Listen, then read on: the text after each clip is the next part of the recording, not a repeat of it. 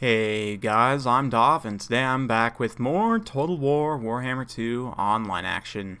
And oh man, Archaon's helmet is so cool. Look at all those runes and stuff. The detail work there is just incredible. Great job, CA. Also, thanks for buffing Archaon. He's quite good now. We're going to be taking him in this particular replay against the Tomb Kings. Because he is such a scary combatant and he has access to Lore of Fire, that makes him ideal for deleting Tomb Kings characters, which is exactly what we're going to try and do here. So yeah, to that effect, I've got Cascading Fire Cloak for self-buffing. Stack that with the Slayer of Kings, Standard Die, and the Flaming Sword of Ruin, of course, to actually give him fire damage. He doesn't have it baseline for whatever reason. Just makes Archaon into an absolute beast, gives him tons and tons of weapon strength, and of course that fire damage, plus Kindle Flame, plus the base weakness to fire. We'll see that all in just a second. We've got Weird Spawn, another unit of Chaos Spawn. I actually quite like Chaos Spawn against most of the Death factions. I don't know that I would always take them against the Vampire Coast. A little bit riskier there because of all the missile units, but against the Tomb Kings, they're slightly less risky, still a little bit risky, and they're probably the safest, I would say, against the Vampire Counts, although we'll get to the Vampire Counts in another video. Mirror Guard, again, immune to psychology, good against Death factions. We've got Marauders in the front line. Of course, a couple of Chosen Sword and Board as well, and plenty of Marauders. Got some Marauders with throwing axes and Horsemen, two groups with one of each on each side. Doing some scouting currently. We're going to discover these Nehekara Horsemen. We also discovered the Vanguard deployed Sepulchral Stalkers there. I actually did not see the Tomb Scorpion though, so that's going to be a surprise in just a minute. KHALIDA leading the way. Pretty decent infantry force. Skeleton Spears. Got some Tomb Guard. Tomb Guard with Halberds. And yeah, so we're just gonna watch as I push forward here. My opponent also pushing forward. We're gonna try and kite the Sepulchral Stalkers out a little bit, do some missile damage. The Drabs won't do as much. Throwing axes will definitely do more, but for whatever reason, the Sepulchral Stalkers, I mean, they have a missile attack. You can see them kind of doing that poison spit right there, but it really doesn't do that much damage from what I've found. But yeah, front line going to be getting underway. Marauders will do just fine against Skeleton Spears. Tomb Guard are another matter, but the Chosen will be able to clean things up pretty effectively here. These guys actually, for whatever reason, pulling back here, but we're going to bring the Chaos Spawn around as well. Kepler Guard getting involved in the front line. Weird Spawn I decided to detach to try and deal with the high mass units over here. You know, we've got the Scorpion, the Stalkers and everything, and Archaon sees a gap, so he's going to go up and through this gap here. Marauder Horsemen engaging with the Nehekara Horsemen with the support of the Chaos Marauder Infantry should be able to win that engagement there. The Marauder Horsemen with the throwing axes also doing a bit of a rear charge here, but here comes Archaon. I'm going to keep the UI up just so that you guys can see what's going on here. Let's go ahead and just quickly pause because things are about to go a bit crazy. So, Foe Seeker, Slayer of Kings, Cascading Fire Cloak. So far, we're up to 825 weapon strength, 78 attack, 87 defense. So let's just watch, and now we're going to get also Flaming Sword of Ruin coming down, so he has proper fire damage. And yep, now we're at 870 weapon strength. So let's just have a quick look. One hit, about a third of KHALIDA's health. A second hit here, going to bring her down below half health. So 3 hits probably, not quite finished it off. Looks like down to about a quarter HP there. So yeah, goodbye, KHALIDA. I mean, at this point, it's going to be hard for the Tomb Kings player to come back from that just because of the leadership issues he's going to face. Sepulchral Stalkers coming over to try and deal with Archaon, but KHALIDA just, I mean, 3 hits there and she's almost gone. I mean, that's how serious Archaon is at deleting Tomb Kings characters, and I mean, KHALIDA's even not a bad combatant at all. 65 attack, 60 defense, Burning Head ripping through the front line here from Archaon as well. I say ripping through. It actually didn't do as much damage as I would have liked. Kind of went off in a weird direction there. But does hit those sepulchral Stalkers.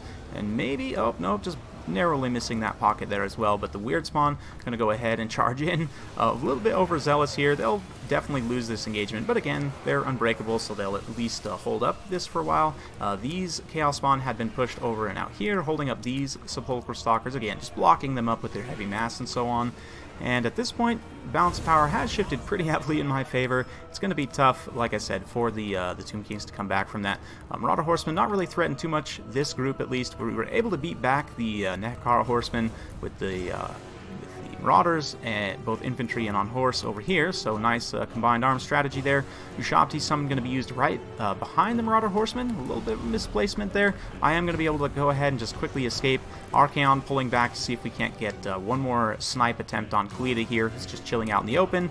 Again, there's a nice big gap here that Archaon can try and get through, so you can see him on the hunt here. KHALIDA going to be desperately trying to run away.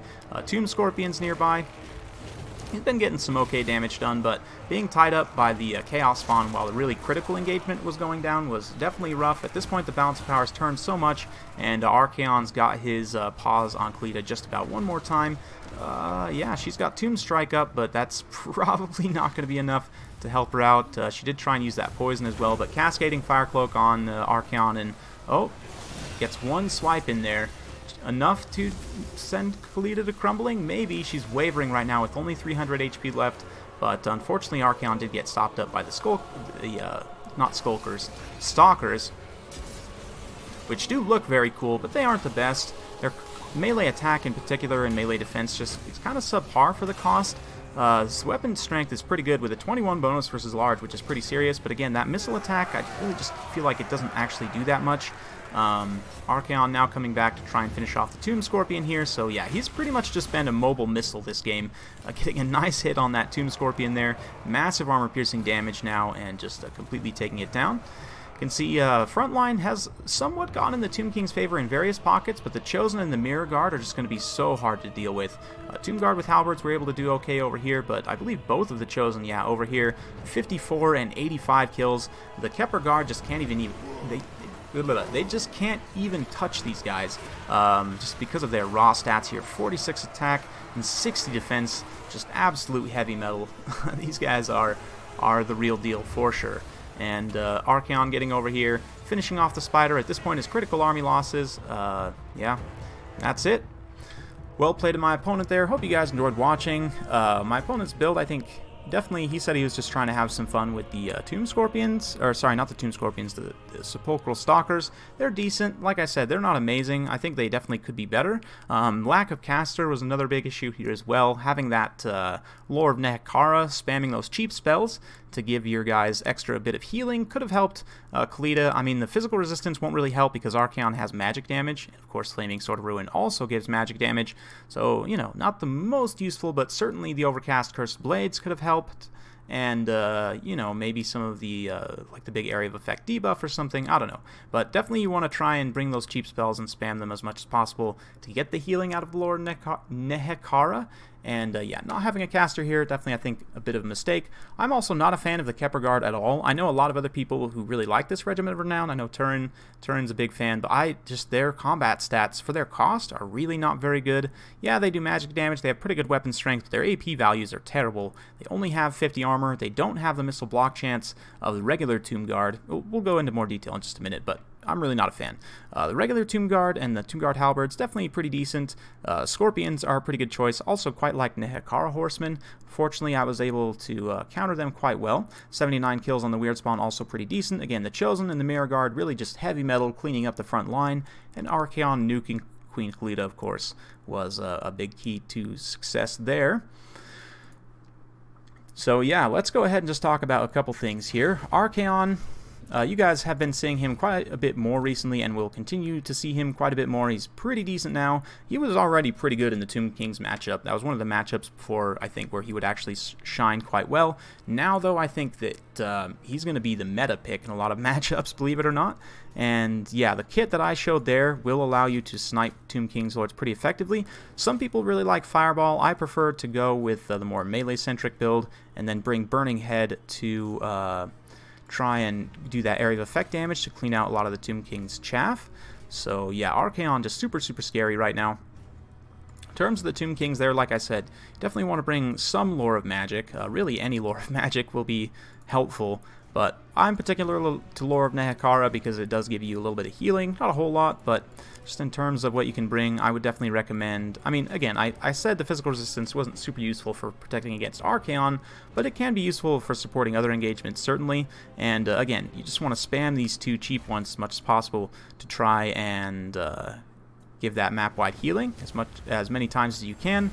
The Cursed Blades here will give a bonus versus large for only 5 winds of magic if you overcast it. Very cost-effective spell, and great for supporting against big monsters like the Chaos Spawn, or even if you've got Archaon surrounded by like some low-tier troops, like some skeletons or something, you give them a bonus versus large. Suddenly they'll actually maybe do a little bit more damage.